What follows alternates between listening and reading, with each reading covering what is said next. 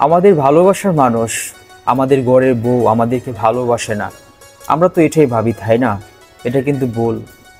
আজকে একটা জিনিস চিন্তা করে দেখলাম, আমরা যখন কাজের উদ্দেশ্যে যখন বাসায় থেকে বাহিরে বের হই, তখন কিন্তু আমরা দিন শেষে অনেক গভীর রাতে আসি, 10টা 11টা 12টা।